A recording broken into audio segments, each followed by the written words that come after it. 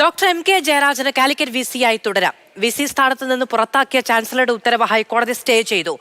Kalady V C M V നാരായണനെ പുറത്താക്കിയ നടപടിയിൽ കോടതി ഇടപെട്ടിട്ടില്ല. ബിനിൽ ചേരുകയാണ് കൂടുതൽ വിവരങ്ങളുമായി. ബിനിൽ, ഗവർണറുടെ നടപടികൾക്ക് യഥാർത്ഥത്തിൽ അക്ഷരാർത്ഥത്തിൽ തല്ലും തലോടലും ഏറ്റ ദിവസമാണ് ഇത്.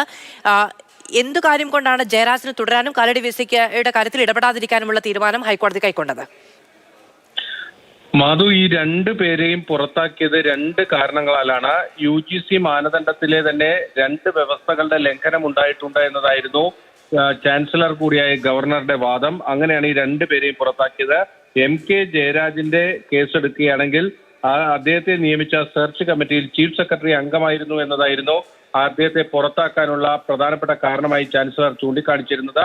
അതിൽ എം കെ ജയരാജ് ഇന്ന് കോടതിയിൽ എടുത്ത വാദം എന്നത് ചാൻസലറുടെ പ്രതിനിധിയായിട്ടാണ് ചീഫ് സെക്രട്ടറി വന്നത്. ചീഫ് സെക്രട്ടറി മുൻപ് വൈസ് ചാൻസലറുടെ പദവി വഹിച്ചിട്ടുള്ള വ്യക്തിയാണ്. അതുകൊണ്ട് തന്നെ ഒരു അക്കാഡമിഷ്യനാണ് ചീഫ് സെക്രട്ടറി എന്ന നിലപാടാണ് അവിടെ എം കെ ജയരാജ് സ്വീകരിച്ചത്. അതുകൊണ്ടാണ് എം കെ ജയരാജന്റെ കാര്യത്തിൽ ഹൈക്കോടതി ഇടക്കാല സ്റ്റേ അനുവദിച്ചത്. അതേസമയം എം വി നാരായണന്റെ വിഷയത്തിലേക്ക് വന്നാൽ എം വി നാരായണനെ നിയമിച്ച സെർച്ച് കമ്മിറ്റി ഒറ്റ പേര് മാത്രമാണ് ചാൻസലർക്ക് കൈമാറിയത്.